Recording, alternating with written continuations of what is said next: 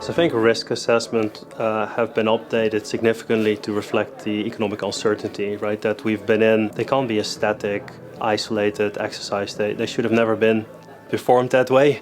But absolutely now I think you're sort of a very legacy audit function if you still perform risk assessments that are, disconnected from the business. So I think being able to provide integrated assurance to your risk assessments and make sure that those risk assessments are dynamic, are agile, are real time, and also are supported by the right level of data analytics, and also be able to tie that to the commercial reality, I think is really important, because we can look at the financial risks, but there are also risks sometimes related to financial risks or opportunities like toxic revenue risks or customer base risk or whatever it might be. So I think being able to understand the direction of travel in terms of the risk landscape and be able to reflect that in your risk assessment and be able to talk about how that impacts your risk universe, both from a financial perspective but also reputational, etc., right, I think becomes even more important.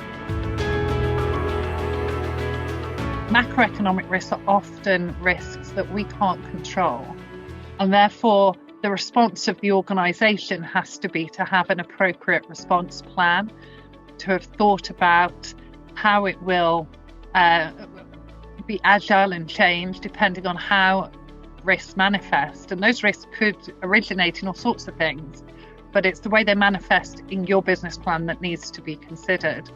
Alongside that, we have to think about how other risks manifest, and some of those risks we want to take deliberately in order to gain strategic advantage, and others we want to minimise.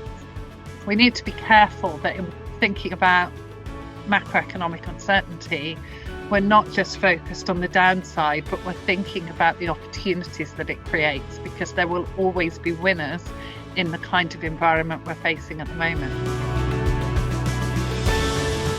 Chief audit executives are telling us, every survey that I've seen in the last year indicates that this is the biggest risk they face. It is the biggest disruptive factor in leading an internal audit function, is being able to recruit and retain the right high-performing talent. You can't simply just sit back as a head of internal audit and tactically recruit and retain or recruit, evaluate and compensate your talent and expect to be able to navigate this kind of uncertainty. I think you have to have a more forward-thinking approach.